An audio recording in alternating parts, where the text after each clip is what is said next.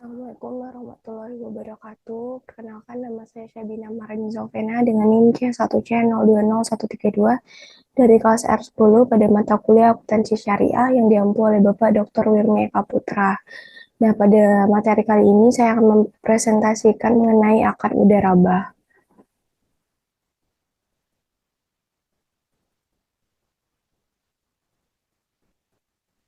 Adapun 5 pokok bahasan yang akan saya bahas, yang pertama yaitu pengertian mudharabah, yang kedua landasan syariah mudharabah, yang ketiga jenis-jenis mudharabah, yang keempat mekanisme bagi hasil dalam mudharabah, dan terakhir standar akuntansi keuangan atau PSAK 105.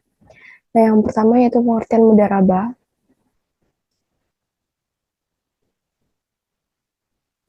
Menurut istilah, mudharabah atau qirad dikemukakan oleh para ulama sebagai berikut. Yang satu, menurut para fuqaha, mudharabah ialah akad antara dua pihak atau orang yang saling menanggung. Salah satu pihak menyerahkan hartanya kepada pihak lain untuk diperdagangkan dengan bagian yang telah ditentukan dari keuntungan, seperti setengah atau sepertiga dengan syarat-syarat yang telah ditentukan.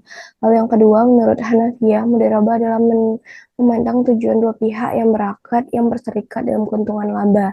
Nah, karena harta diserahkan kepada orang lain dan yang lain punya jasa mengelola harta itu, maka mudharabah ialah akad syirkah dalam laba satu pihak pemilik harta dan pihak lain pemilik jasa. Nah, Malikiyah berpendapat bahwa mudharabah ialah akad perwakilan di mana pemilik harta mengeluarkan hartanya kepada yang lain untuk diperdagangkan dengan pembayaran yang ditentukan emas dan perak.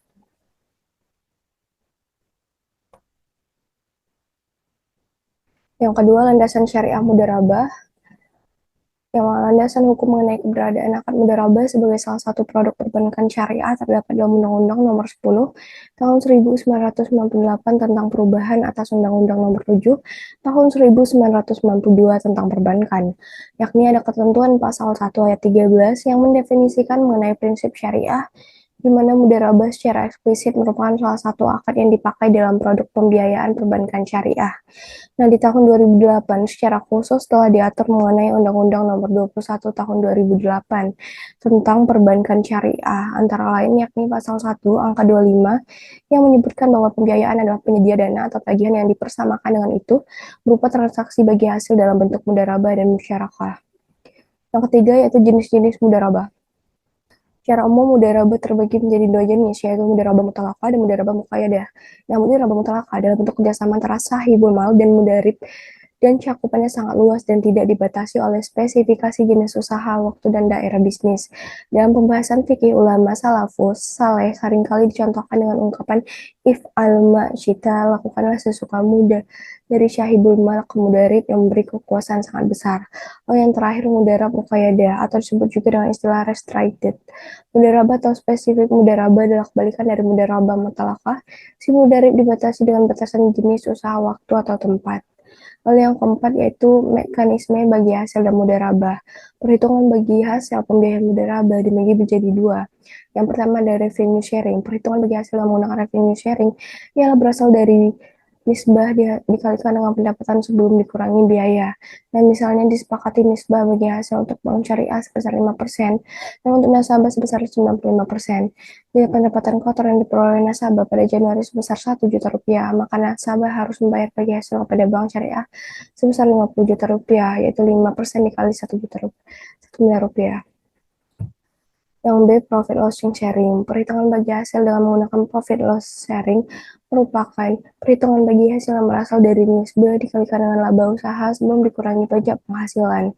Pendapatan kotor dikurangi dengan pokok penjualan, biaya-biaya yaitu biaya administrasi dan umum, biaya pemasaran, biaya penyusutan, dan biaya lain-lain, sama dengan laba usaha sebelum pajak.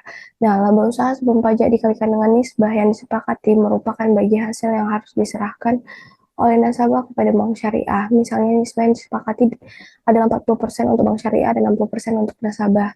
Dan informasi keuangan nasabah antara lain pendapatan 1 juta rupiah, 1 miliar rupiah, harga pokok penjualan 700 juta rupiah, biaya pemasaran 50 juta rupiah, dan biaya administrasi dan umum 100 juta rupiah, dan biaya lain-lain 50 juta rupiah.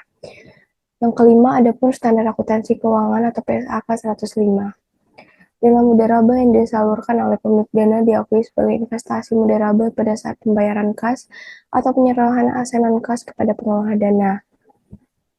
Nah, PSAK 105, paragraf 12, pengukuran investasi mudharaba adalah sebagai berikut. Investasi mudharaba dalam bentuk kas diukur sebesar jumlah yang dibayarkan. Investasi mudharaba dalam bentuk aset non-kas diukur sebesar nilai wajar aset non-kas pada saat penyerahan. Dan jika nilai wajar lebih tinggi daripada nilai tercatatnya diakui, maka selisihnya diakui sebagai keuntungan tangguhan dan diamortisasi sesuai jangka waktu akad mudharaba. Jika nilai wajar lebih rendah daripada nilai tercatatnya, maka selisihnya diakui sebagai kerugian. Nah, PSAK 105 paragraf 13, nilai investasi mudharaba terus sebelum usaha dimulai disebabkan rusak, hilang atau faktor lain yang bukan kelalaian atau kesalahan pihak pengelola dana, maka penurunan nilai tersebut diakui sebagai kerugian dan mengurangi saldo investasi mudharaba dari PSAK 105 itu paragraf 14. Nah, sekian teman-teman presentasi dari saya. Lebih dan kurangnya saya mohon maaf. Semoga dapat bermanfaat bagi teman-teman sekalian. Saya akhiri dengan wabillahi taufiq wal hidayah. Wassalamualaikum warahmatullahi wabarakatuh.